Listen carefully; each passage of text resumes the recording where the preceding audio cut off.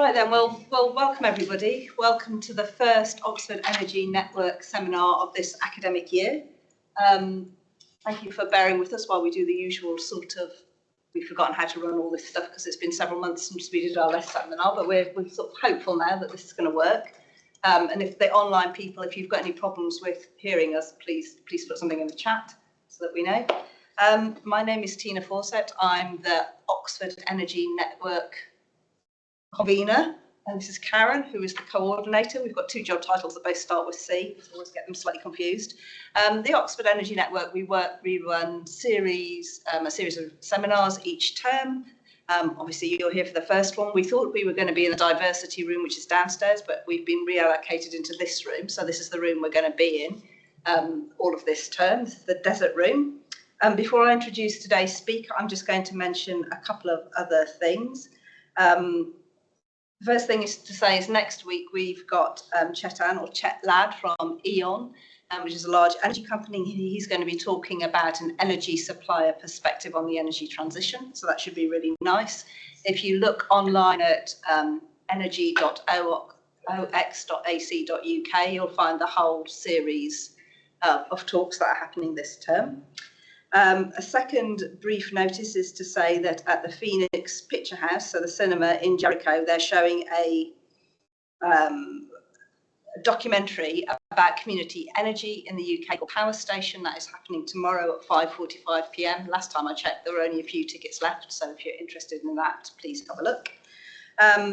We will be recording this seminar, and so it will be online, available for you online afterwards in our sort of YouTube account, as are all the previous seminars wherever the speaker's given us permission. So there's a big archive of talks online. So finally, I would like to introduce today's speaker, who is, I'm going to get his second name wrong. First name I've got right, which is Joe. Second name is Kwiatkowski, something like that, from Matched Energy. So he's founder of Matched Energy, which is a new independent, not-for-profit, open source initiative that's going to be using public data to show us how renewable energy is being supplied to us on an hour-by-hour basis, which is quite exciting. He's previously had senior leadership positions at Tesla Energy and has been a research physicist at a number of universities, including Cambridge, Imperial and Stanford. So the format is that Joe will speak for up to 40 minutes, and then we've got time for questions and answers afterwards. If you need to leave because you've got something at 6, that's fine. You know, please do, but the session we're staying open until 6:15, so we've got plenty of time for discussion with the speaker. Thanks, Tina. Thanks for having me. Can I ask, who here owns or rents their accommodation and pays for their utilities? How many of you think you might be on a green tariff? How many of you understand what you're being sold and believe it? All right, okay. 2, maybe 3. Interesting. Perhaps do this again in 40 minutes' time. Excuse me. This is what you might be being sold. This is Ecotricity. Nice pie charts of the power that they are selling you. It's 100% renewable. This is 100 green. Committed in their name, it's definitely 100% renewable, and they go further to say it's 0 grams of carbon per kilowatt hour. This is SSE. They sell to businesses. They've got 2 offers. You can buy either power that is 100% renewable or 98% gas. You can choose.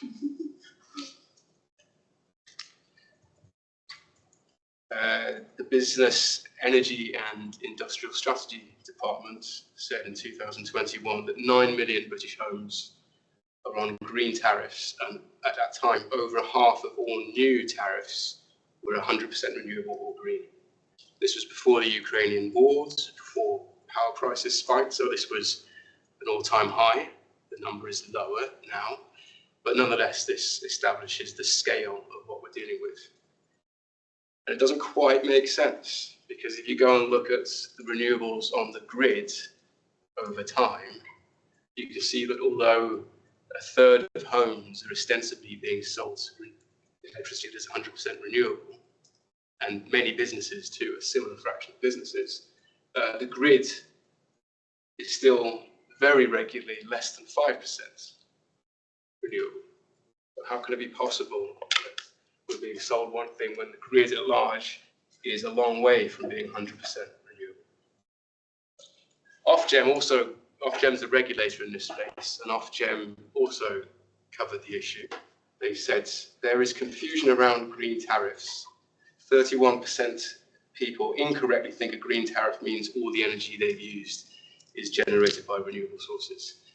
I think that's a very conservative estimate of the fraction of the population that's confused, given that we are regularly told that our power is 100% renewable. So let's dig into it.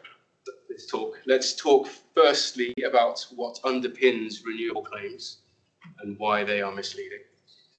Let's dig then into what would be a better system, and perhaps let's ask, well, how would suppliers perform under that better system?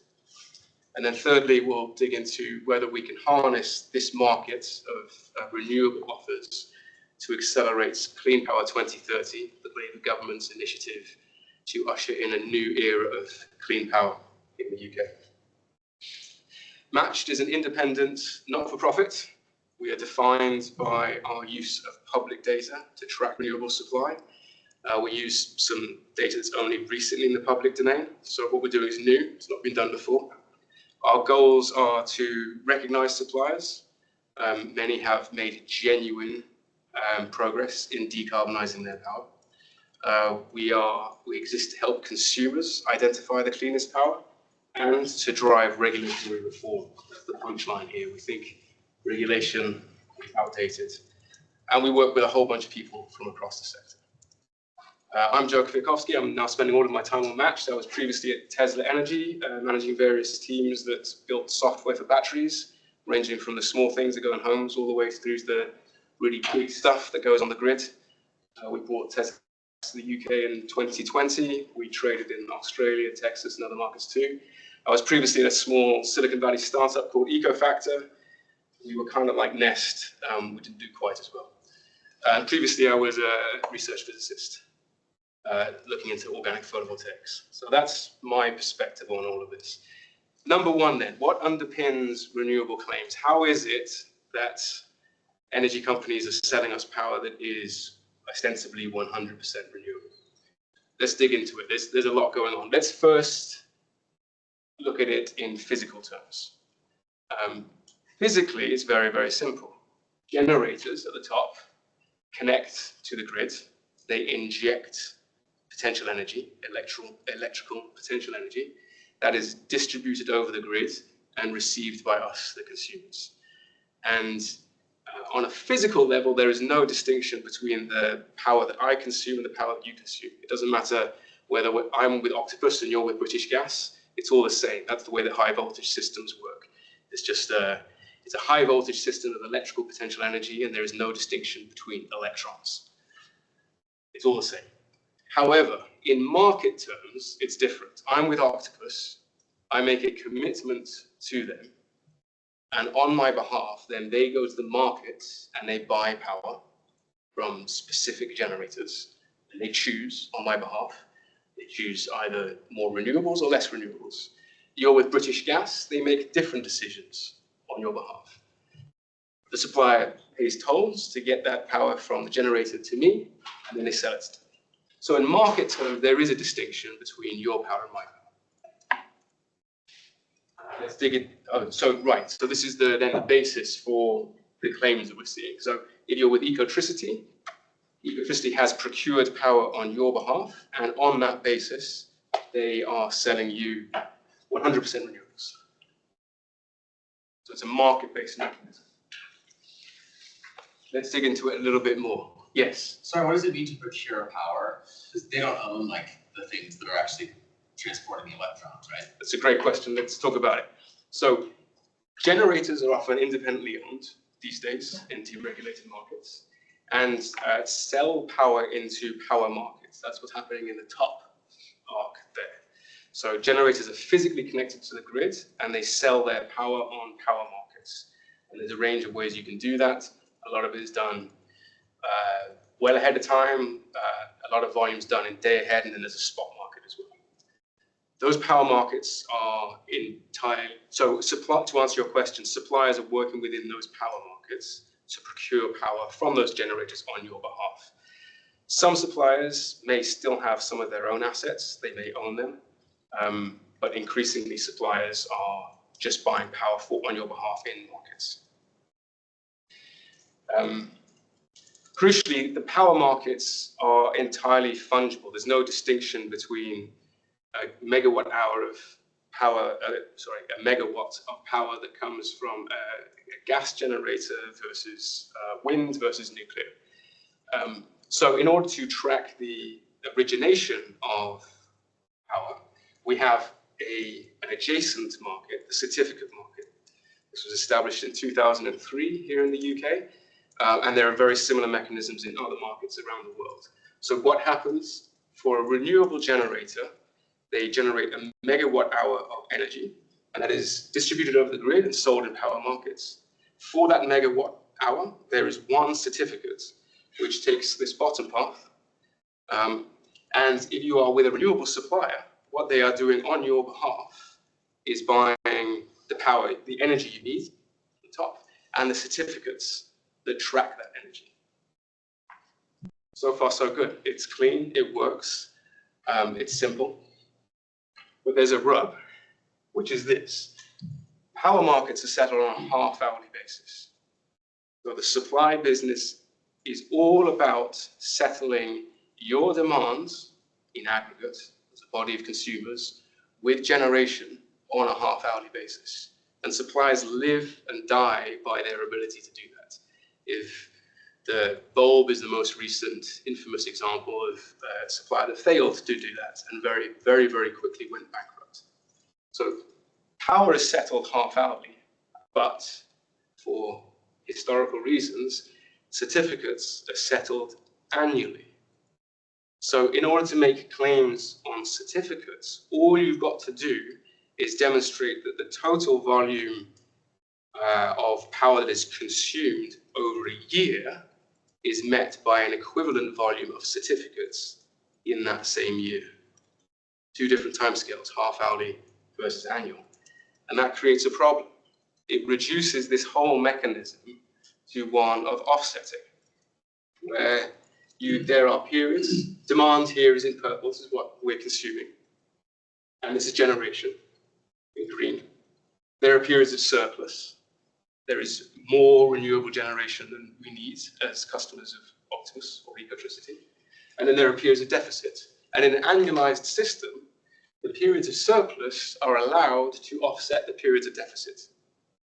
And if those are equivalent over the course of a year, surplus and deficit cancels out, and the supplier is, quote, 100% renewable. So far, so good? Question?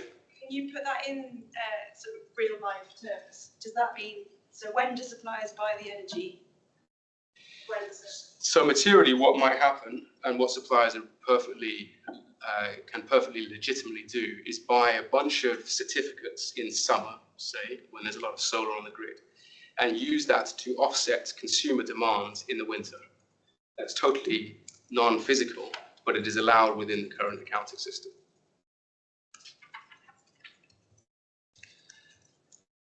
Sorry, so do they buy the certificates? They can buy the certificates without buying the electricity? The two markets are decoupled. Yes, that's another part of the problem. Is that you buy your power. You can buy your power entirely fungible markets, but that is not necessarily related to the certificates you're buying. That's a kind of sub problem here.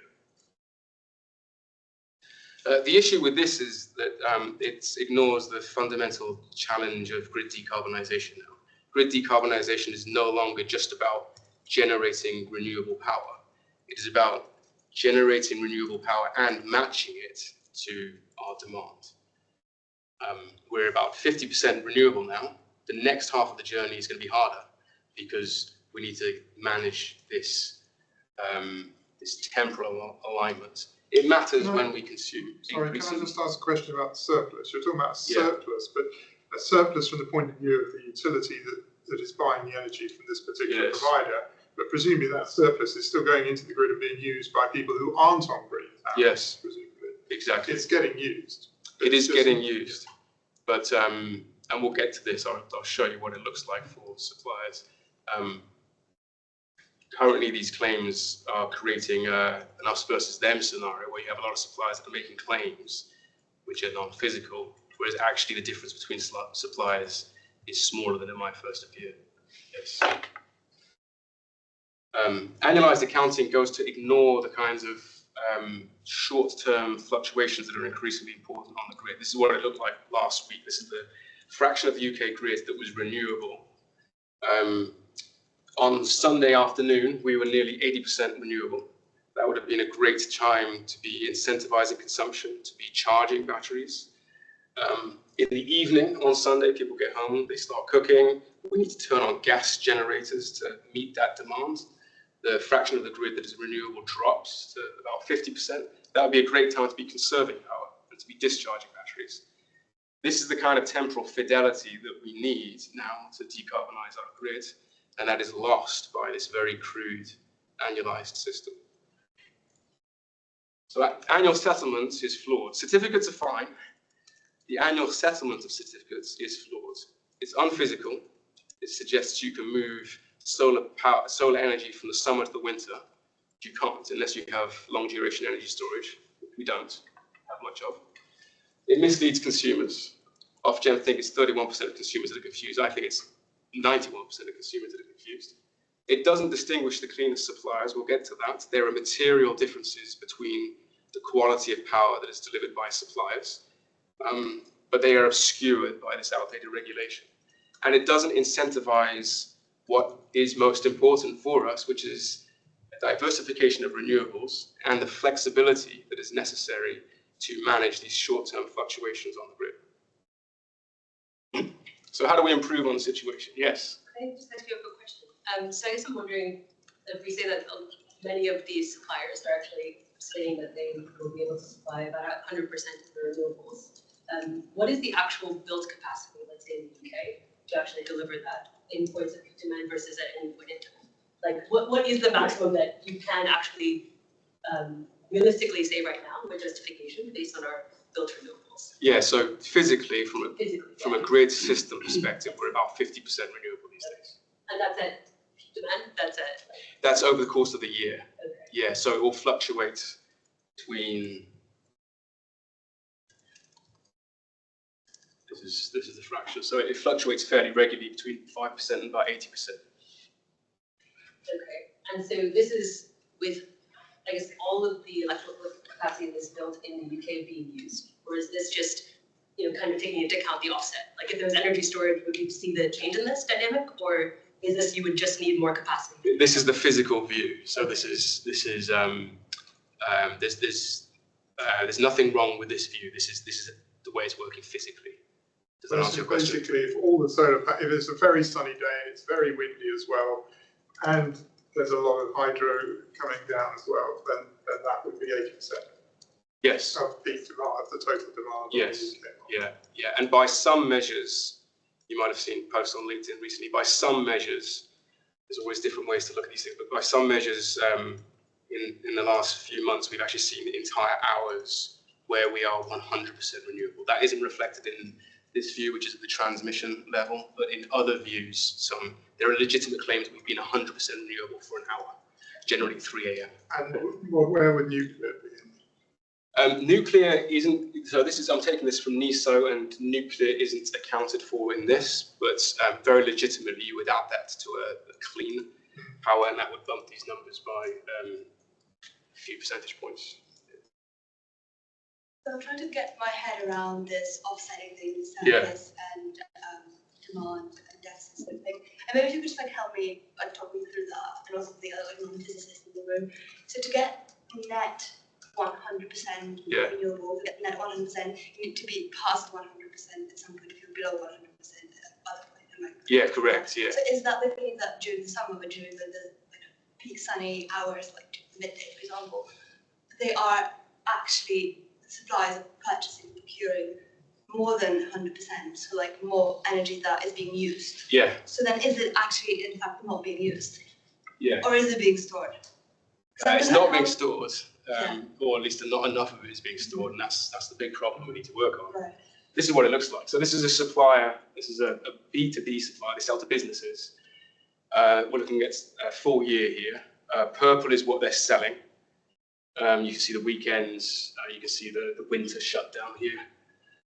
You don't see seasons because they're selling to businesses, so you don't have that seasonality. They are 100% renewable within the annualized system, precisely because, as you say, they have these periods of surplus which offset the periods of deficit. So on an annual basis, they're 100% renewable. Yeah. But if you account for things on a half-hourly basis, which is the way the power is accounted for, they're 78% renewable. Is it 100% renewable procurement, not consumption? In that there are times when they buy this renewable energy, but it never gets used by anyone. Yeah, it's 100% in a spreadsheet using accounting rules that are 22 years old. That's the best way of putting it. Whereas if you were to adopt a physical power-based perspective and do things on a half-hourly basis, you get a different number.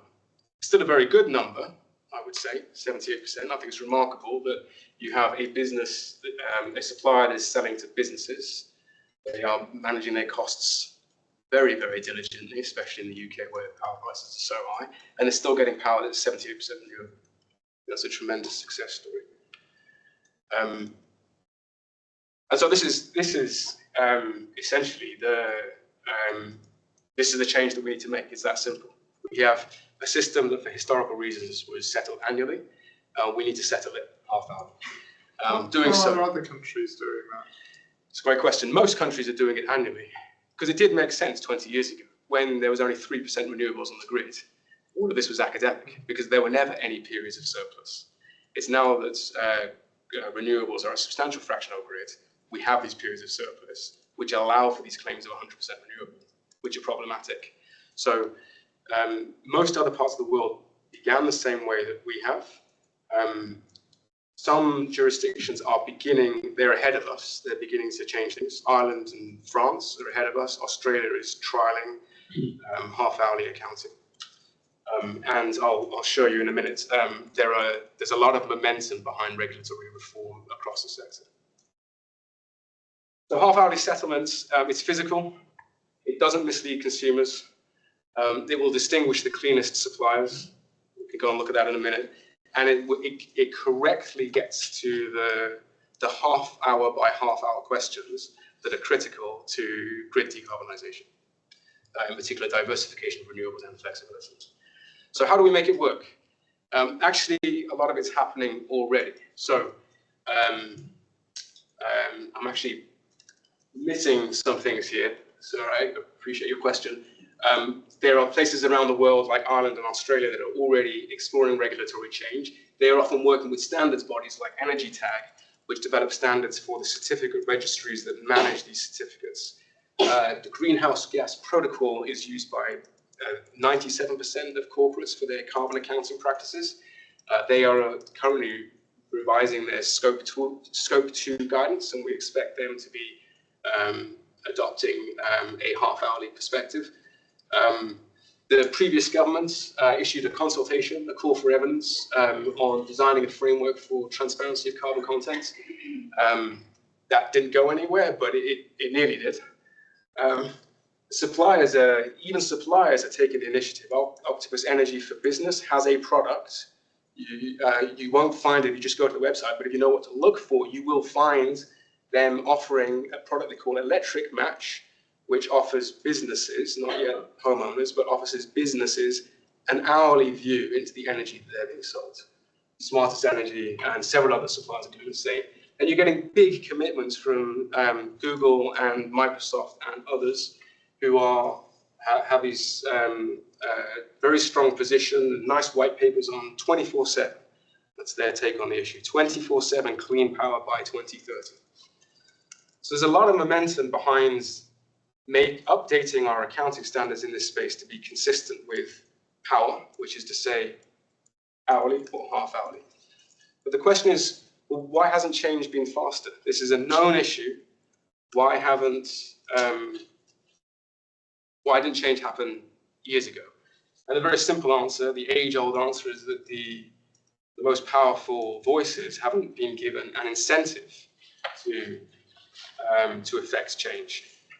Small suppliers have lobbied for changes in regulation, but the large suppliers, and even business groups within large suppliers, have lobbied for changes, but the vast majority of our 300 terawatt-hour market has no incentive to change.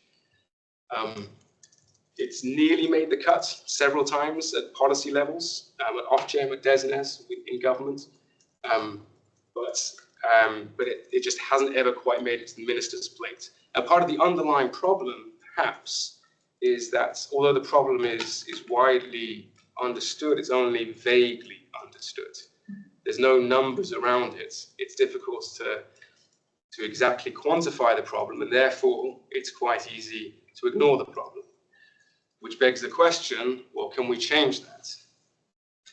Can we quantify the problem? Can we put numbers to it so that we can start properly communicating it? And if we can properly communicate it, can we start prioritizing change? So let's try that. Let's start by going to Elexon. Elexon manages settlement in the UK. They are the regulated entity that figures out who owes who what. So here's an example. On the 1st of April, in settlement period 1, just say midnight or 11 p.m, depending on daylight savings, this BM unit ID 2__PAVRU had a BM unit metered volume of minus 5.7 megawatt hours. So this unit, one of the 2,000 or 3,000 that is registered with Elexon, consumed 5.7 megawatt hours in this half hour. So this looks interesting. So we have data for all of these BMUs, balancing mechanism units. There's 3,000 of them or so. Each of them is associated with one of the grid supply points in the UK. There's 14 of them. Each of them is associated with a balancing system code party. That's one of the legal entities that is registered with Elexon. And each of those, one or more of them, is registered with the supplier. You go back down through the chain, you can work out which of the BMUs are associated with Octopus, for example, or the BMUs associated with British Gas. And then it becomes a simple exercise of data aggregation. And this is what it looks like. This is Fuse Energy. Anybody heard of Fuse Energy? Yeah, just since the rest is politics. Yeah, because they sponsor the rest is politics, and they've been in ascendance over the last year. They've grown by 20x. So these are the people that like Alistair Campbell and Rory Stewart. This is Ecotricity. So you can see that actually Fuse Energy's got quite a long way to go before they even reach the levels of Ecotricity. Ecotricity has a more regular profile of demand. You can see the weekends. You can see the summer and the winter. Looks like that's Christmas. Octopus is massive again, even bigger. So now we're halfway there. We've now got a view of what the suppliers are selling their customers on a half-hourly basis. So it's getting interesting. That's half the story, what they're selling. So now we need to figure out what they're buying, the renewables they're buying in particular. So let's go to the Renewable Energy Register, as managed by Ofgem. We can see that, sorry, I converted to PDF and it's messed things up. Is this working?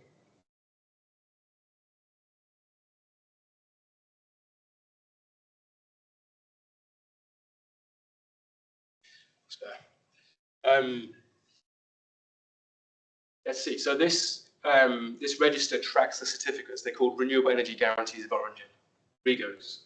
We can see that Mountjoy School has a solar installation. So it's a few panels on top of a school somewhere, which is quite cute.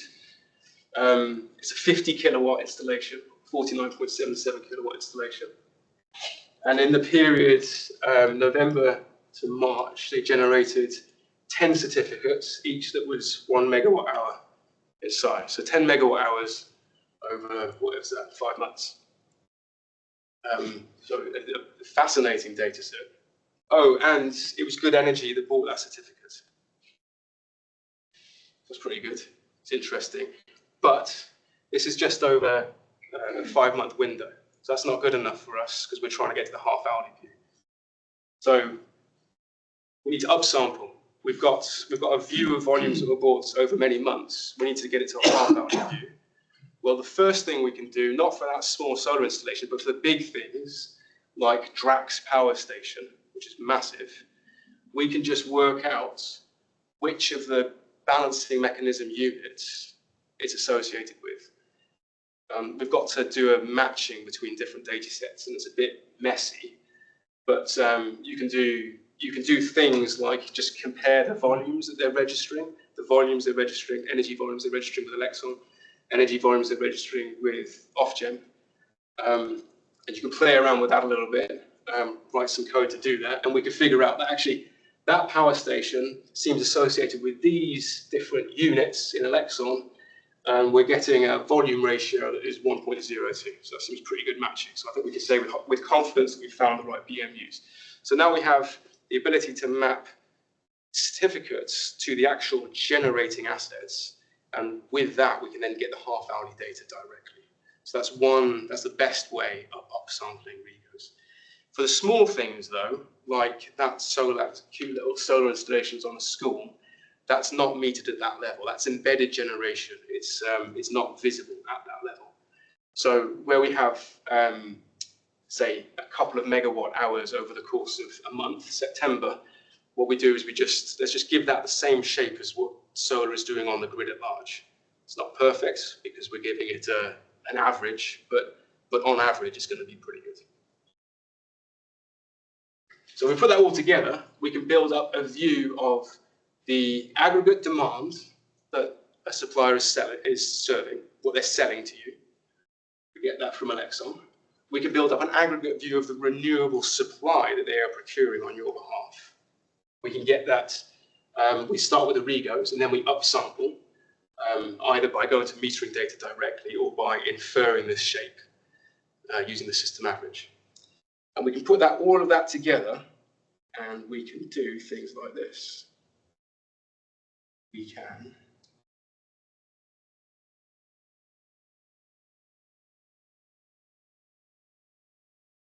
just go and look at exactly what it looks like for a supplier. So in purple, we have, for the first time, because this uses data that's only just recently publicly available, we have the aggregate demand that this supplier is serving to their customers. You see the daily shapes, the peak that are in the evening. You see the weekends in there. If you zoom all the way out, you see the summer and the winter. That's in purple. And overlaid on that, we have the renewables that they have claim over. We have the biomass, the hydro, the biogas, the solar, and the wind. And we can see on a half-hourly basis now the degree to which this supplier is able to match the demands of their customers with renewables. This is one of those suppliers that is 100% renewable, quote, on an annual basis. But when you break it down to the half-hourly view, they are 88% renewable, which is fantastic. It's a good result. And then we can do that for all suppliers. And I've anonymized it because it's all a bit sensitive and we're not yet live, but I can make my points anyway. Let's go and look at another supplier. This one is also 100% renewable. They're very aggressively branded as 100% renewable. But you can just immediately see that they're not. Their demand in purple is rarely met in this fraction of the year. It's never met even by renewables. It's only when you zoom out that you can see what's going on. In a couple of months of the year, this supplier has made a large purchase of certificates predominantly biomass and wind. There's no way that their consumers could have used that. It vastly exceeds the demand of their consumers. That's totally non-physical. It must, to your point, sir, it must have gone to other consumers on the grid. It had to be consumed somewhere. Physically, it had to be consumed somewhere. But within the annualized accounting system, this period of surplus offsets these periods of deficits, and therefore, legitimately, this supply is branded 100% renewable. Is that because they would do that because it was cheaper to buy the certificates in the summer, Yep. presumably? Yeah. So because you're paying for the generation and you're paying for the certificate, Yeah, but different amounts. different amounts, yeah. And different suppliers work with different brokers and they have different ways of doing things, but what it comes down to is that this was probably a good deal. And it's perfectly legal. So why wouldn't you do it? It's a thin margin business. So we can only expect suppliers to work with the rules predominantly. Some suppliers are going beyond them, but that is their prerogative.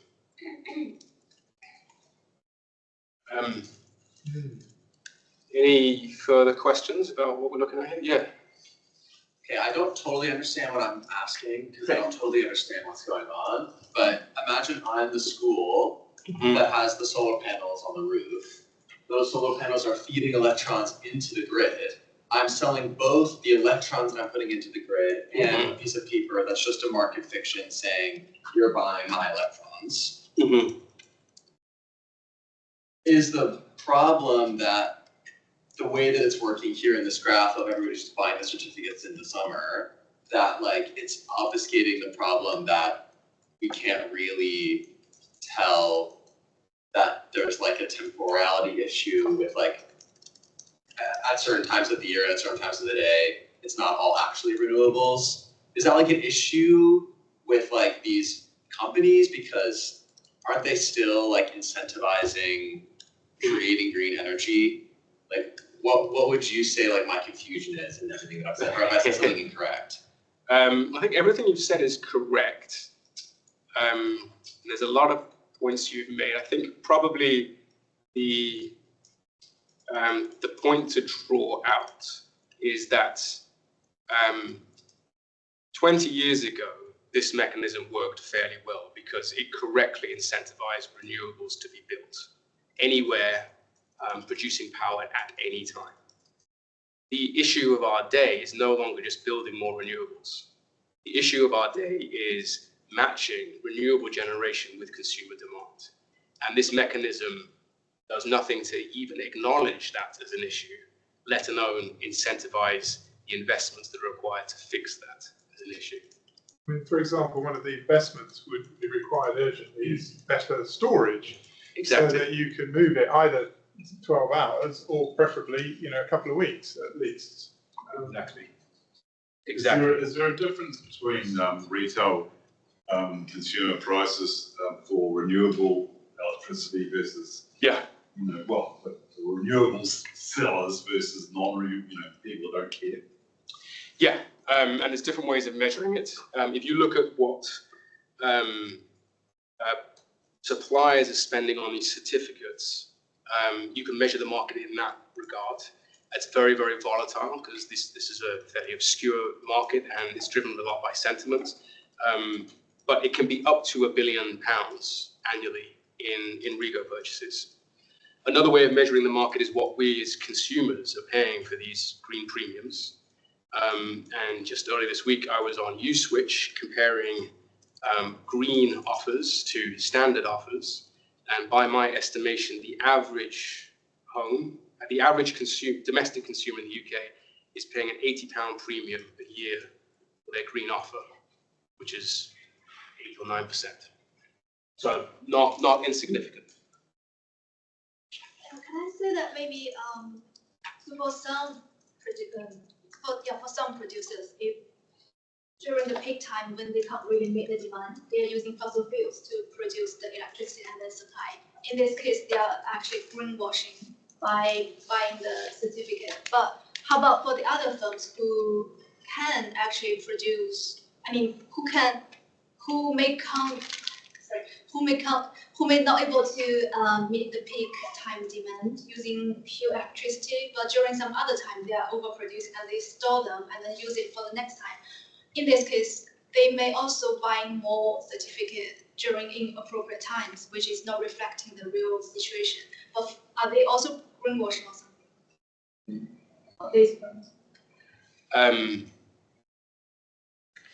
What we see is that some suppliers are materially, so this supplier is clearly just playing with certificates, legally, but non-physically. Whereas other suppliers are clearly thinking in much more physical and principled terms about balancing their power with their renewable power with their consumer demand.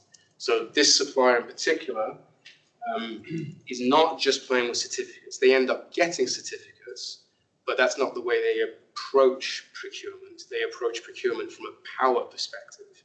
They think about, how do we match our customers' demand with renewable power? And so, yes, they are thinking about a diversification of their generation.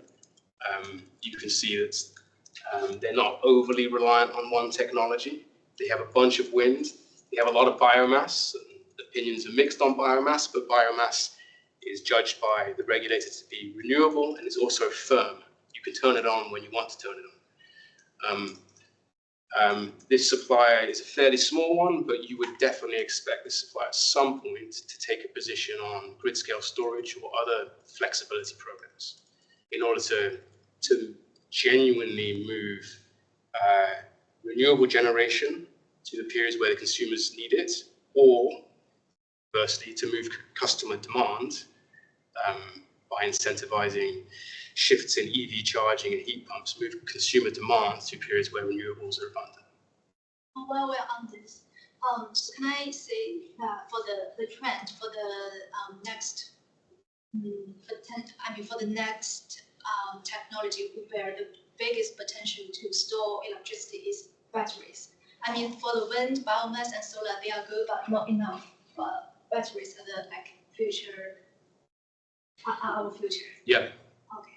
Yeah, absolutely. We can get to that in a minute, but yeah, we need a vast increase in flexibility on the grid, which is predominantly batteries, but can also include consumer-led flexibility, so changes to consumer behaviors.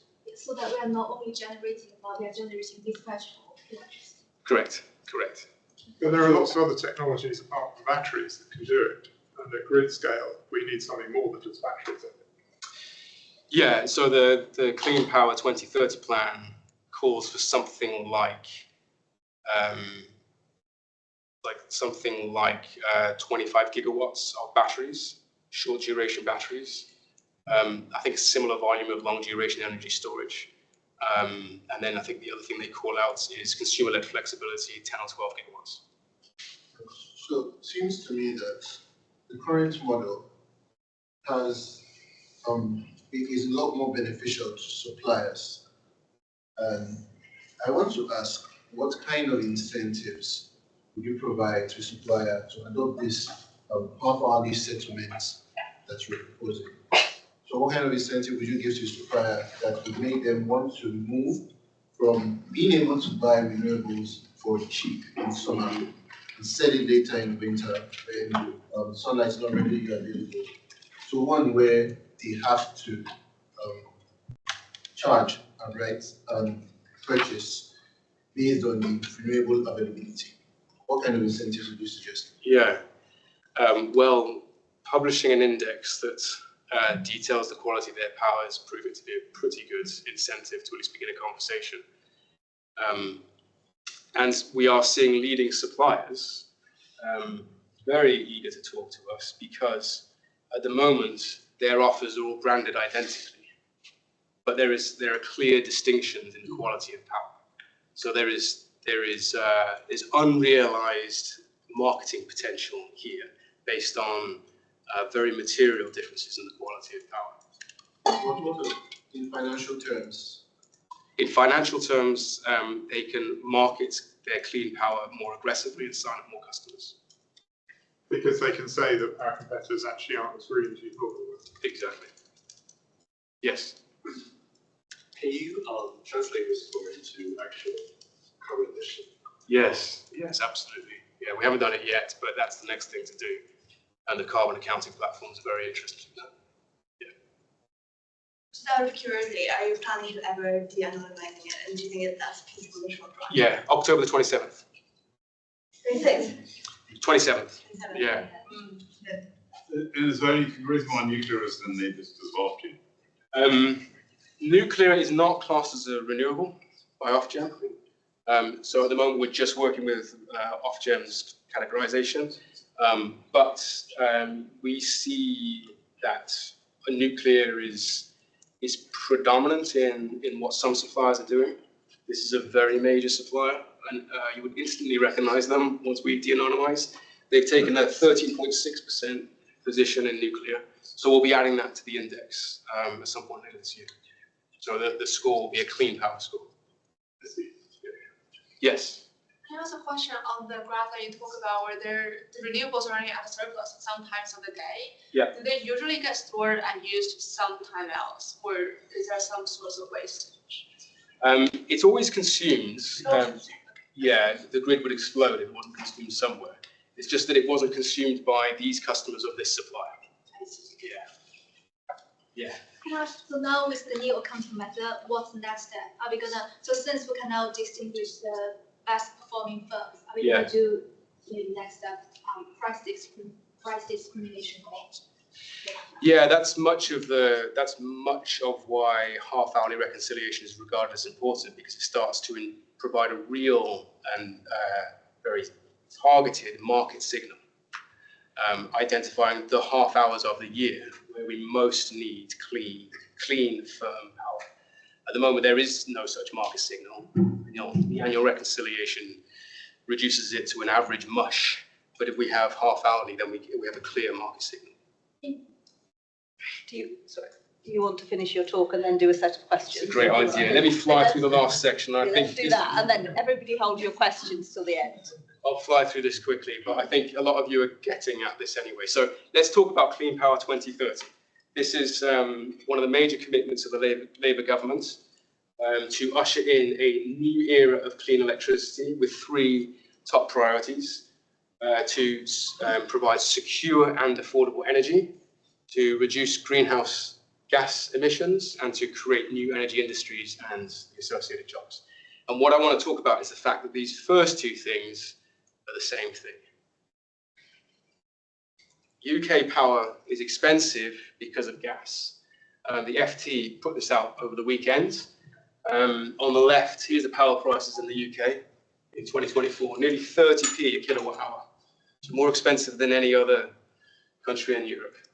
And on the right, you've got the fraction of time in which gas is setting the price. In 2023, nearly 90% in the UK,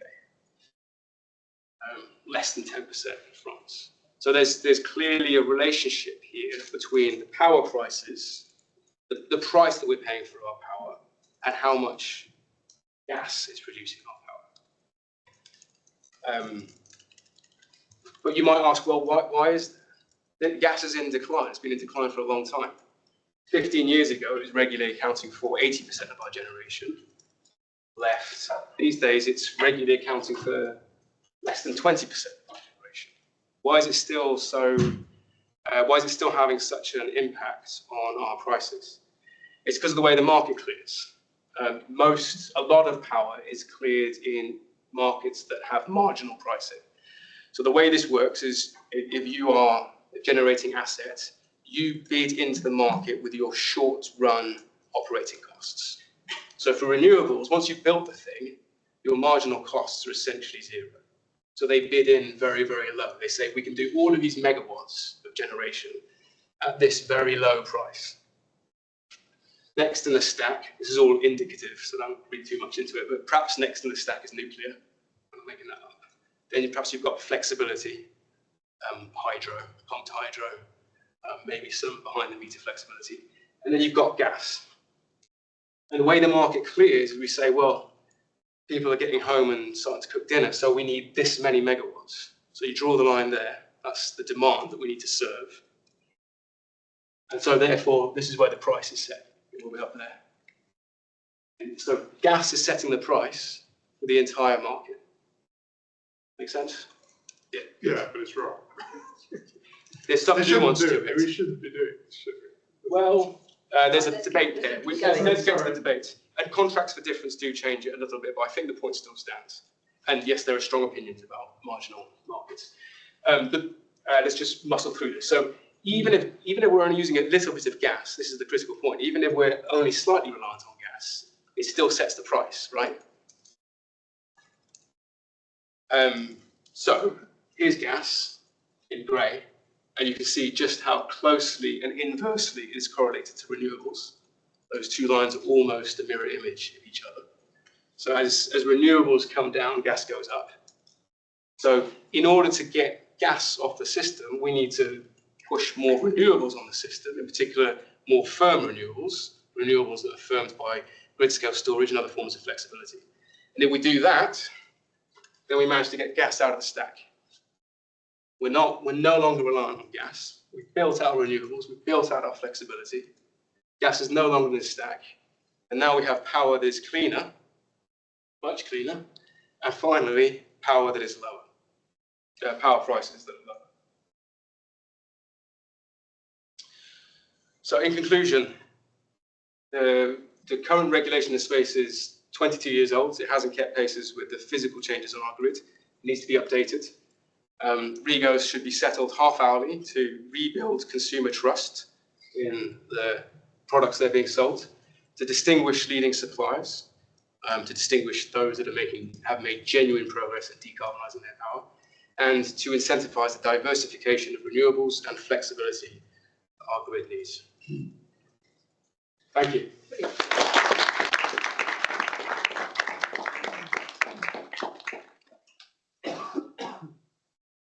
Guy. So, given that a huge portion of the renewable build-out has been under CFD in this country, does that mean that the government or some part of the government is getting the big block, when the price is set by gas? That means that the whole of the retail and all consumers are paying that price, in theory, right? But the CFDs are ensuring the renewables guys are only getting what they're contractually. Correct. So who's getting the balance? Is that the government getting the balance? Let me just work it out for you. If gas is setting the price, yeah. By the way, I still think that there's not a huge amount of volume that is yet under CFDs. That's coming in the next few years. I'm sorry. Yeah, a lot of volume is still under the previous scheme, which is renewable obligations. But you're right. Same things. No, they're different. Renewable obligations is not a contract for difference. Okay. It's different.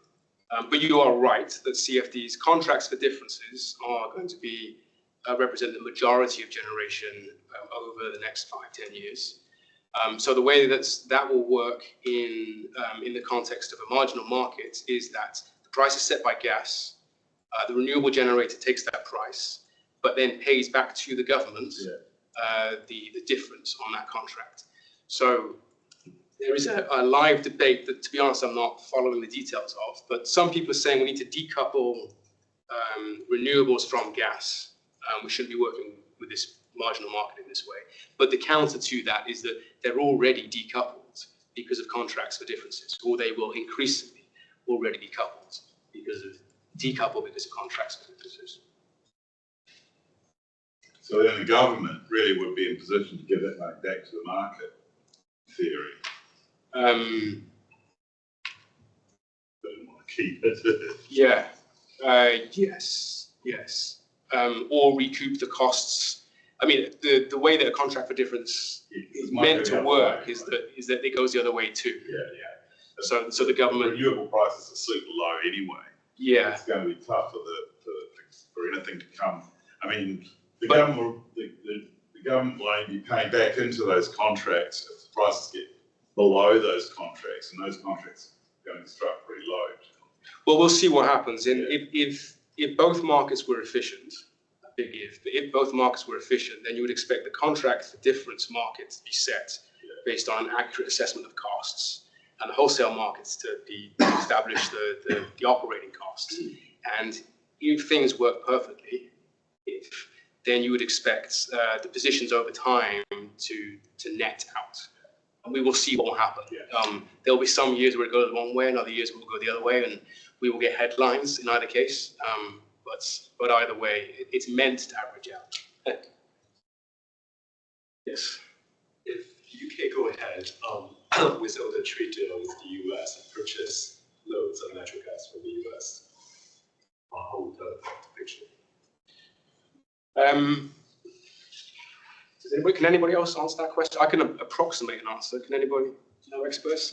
I could just comment that there's a whole heating market as well, which is not the electricity market, because we've got gas central heating boilers for most of the houses. So that would be a different issue in terms of the purchasing from wherever. Yeah. That's true. Yeah. And I guess the other answer to that question is if we were to secure a cheaper supply of gas, then we would expect that to have at least a marginal effect on the prices we were paying. I think there's something more fundamental going on here, which is that renewables are very cheap once you've handled the intermittency issue. That seems to be the fundamental. Yes, at the back. First of all, thank you. Super lucid and articulate talk, which I appreciate. You said that oil sets the price. Why does it do that? And what's the debate around it that you referenced? Gas is setting the price because that's the way the market works. The most expensive unit sets the price that everybody gets. But what's the logic about why did they choose to make it that way as opposed to another way? It's a common mechanism. A lot of markets clear this way. A lot of commodities, wheat probably clears this way. Copper probably clears this way at times.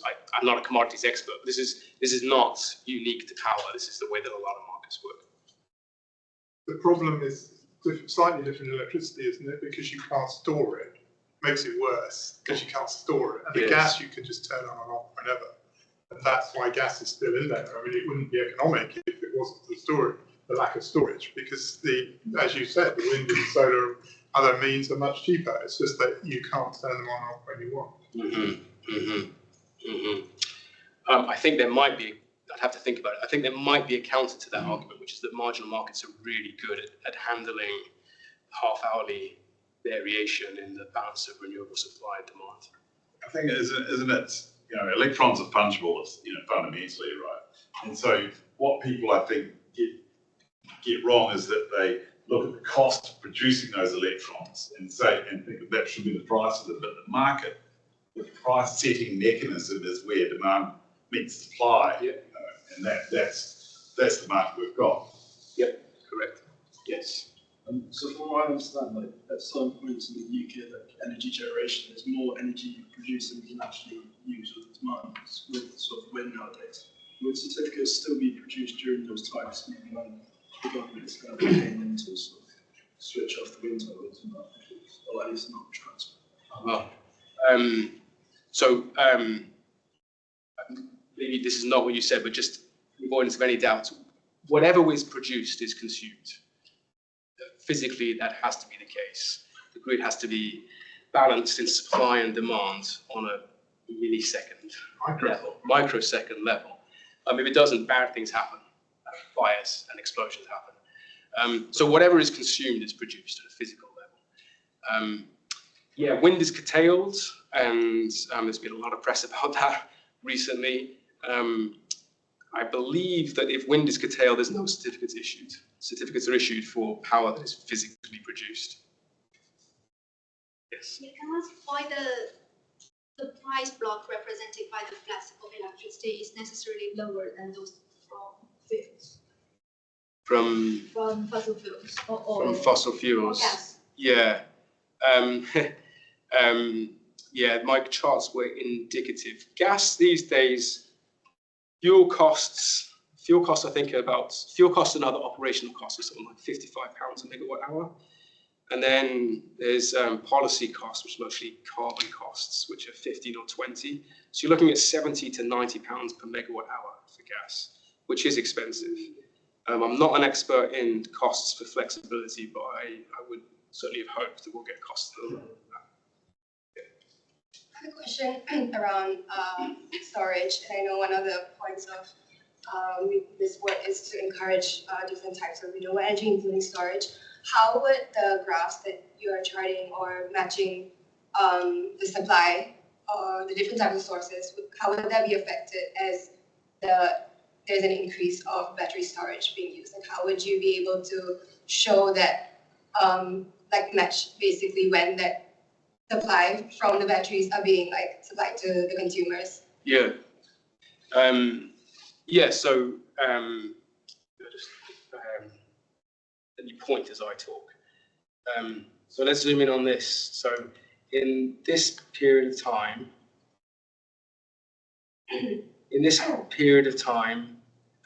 this supplier has a period of surplus followed by a period of deficit, and they are separated by a few hours.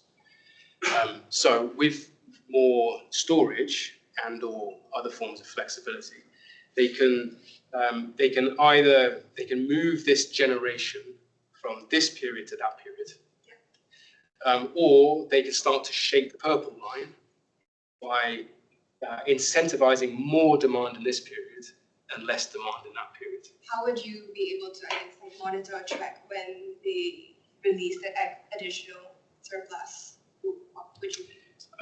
Well, there's various ways it could be done. If the regulator in this space decided to do it, they could make it happen fairly easily.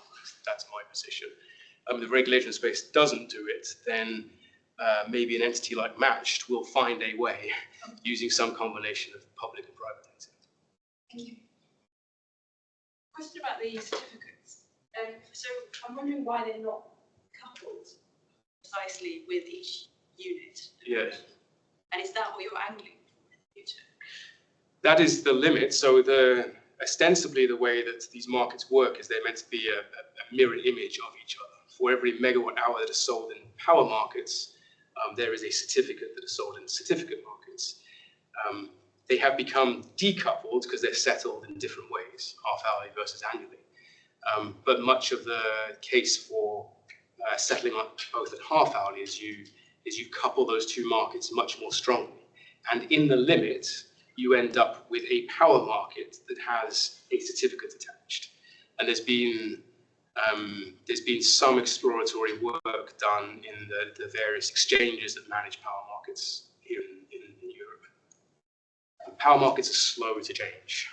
Is it legal for a utility to buy more certificates than they consume annually from the renewable people they were buying? Yeah, it is. So when we see that. We see that suppliers are wrong. They're generally are they all bad, is it?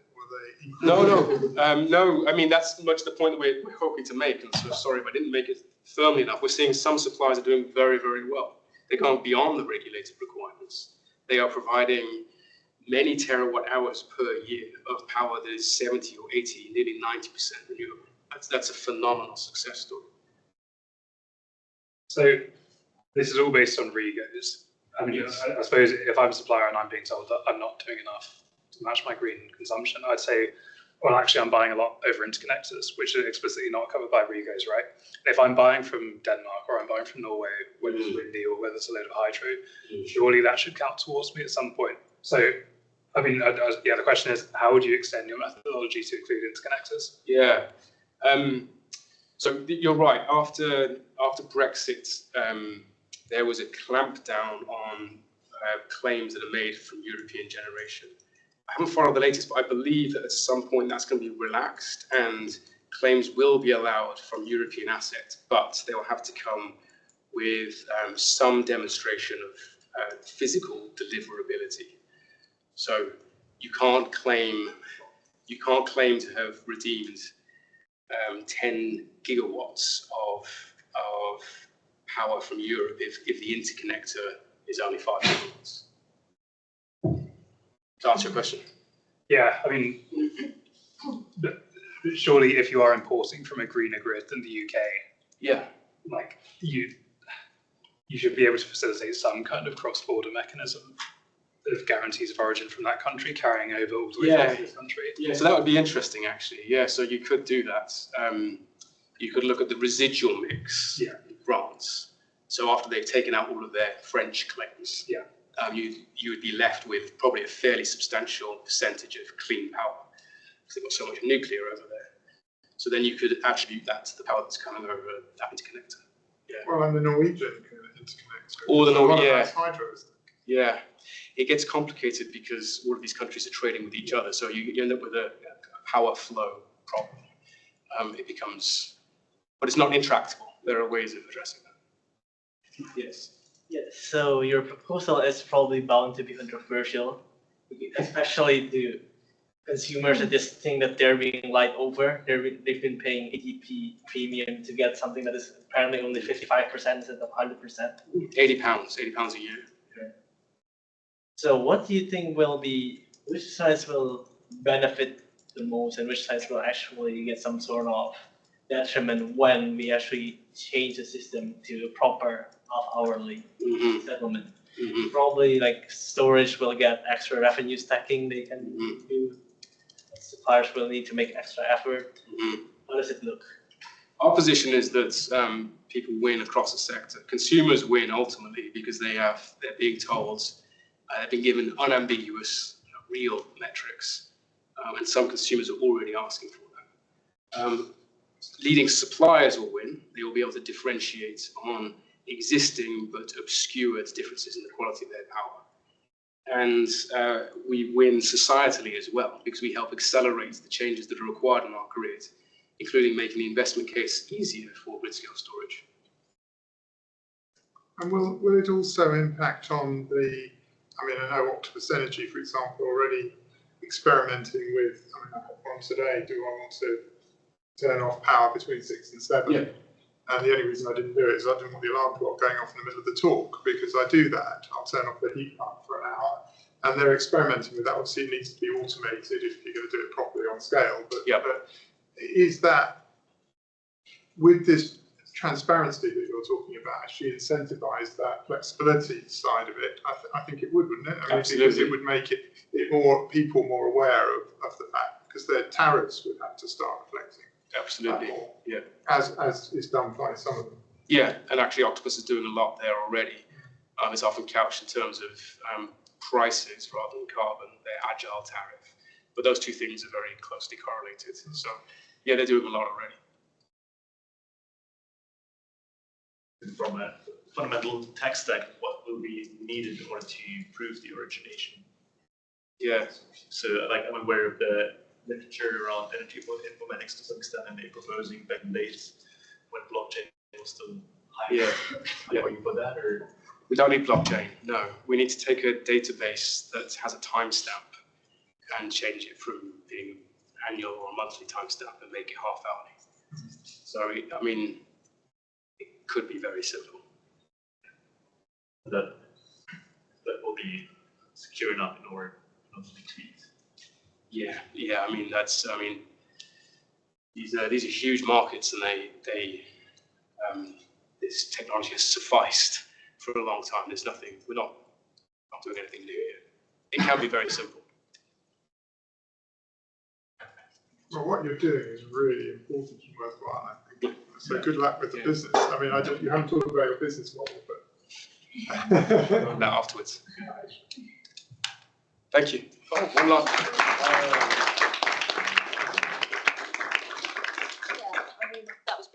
A couple of people have still got questions. I guess you might be here for a few minutes, but that was sort of a masterclass really, as well as introducing us to an important new idea. So thanks very much. We'll be here again next week with Chet Ladd from Lyon, and thank you all for coming and for being such a lively audience. Thank you.